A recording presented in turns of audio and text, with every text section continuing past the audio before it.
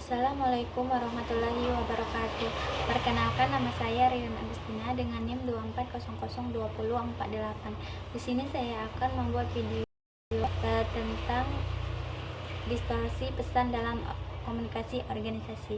Pengertian distorsi pesan dalam komunikasi organisasi adalah kondisi di mana informasi yang disampaikan mengalami perubahan baik disengaja maupun tidak disengaja, sehingga pesan tidak diterima secara utuh atau akurat oleh penerima. Dalam konteks organisasi, distorsi ini dapat terjadi karena perbedaan interpretasi, bias atau pengaruh lain yang mempengaruhi alur komunikasi. Menurut Nilam Widiarni dalam buku Membangun Hubungan Antar Manusia 2009, distorsi pesan yaitu perubahan makna pesan dari yang dimaksudkan pengirim pesan atau komunikator. Jenis-jenis distorsi yang pertama yaitu distorsi semantik, yaitu terjadi ketika ada perbedaan makna atau interpretasi atas kata-kata yang digunakan menyebabkan pesan disalahartikan.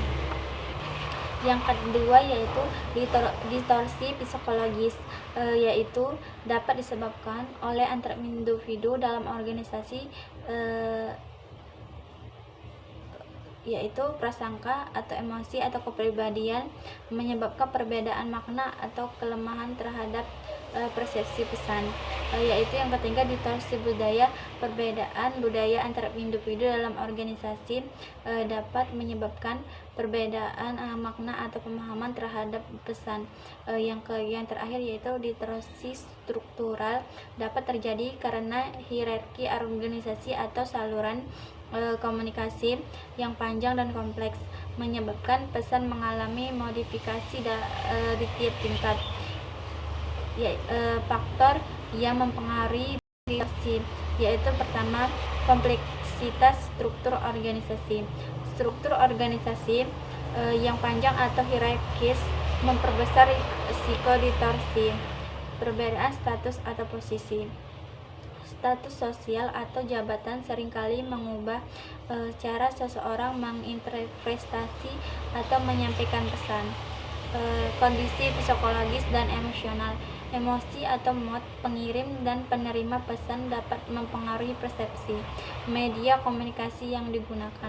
Media yang tidak sesuai atau terbatas, seperti pesan tertulis yang kurang jelas dan menyebabkan kesalahpahaman.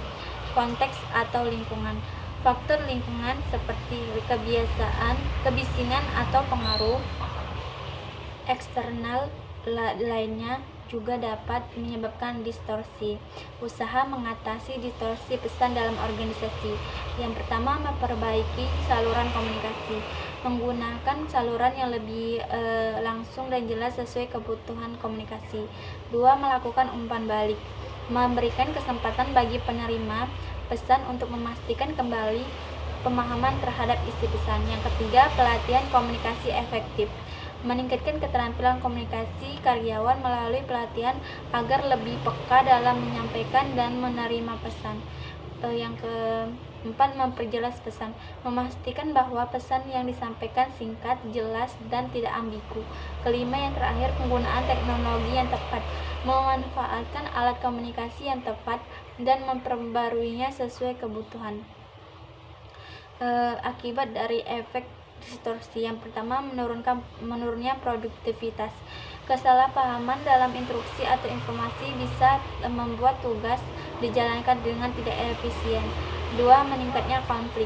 Distorsi yang menyebabkan salah pengertian bisa memicu konflik antar individu atau antar bagian. Yaitu yang ketiga, kepuasan kerja menurun. Komunikasi yang tidak efektif bisa menurunkan kepuasan karyawan karena merasa informasi yang mereka terima tidak jelas atau membingungkan. Yang terakhir, pengambil keputusan yang tidak tepat. Distorsi bisa menyebabkan kepemimpinan atau manajemen mengambil keputusan berdasarkan informasi yang keliru. Sekian video dari saya, terima kasih.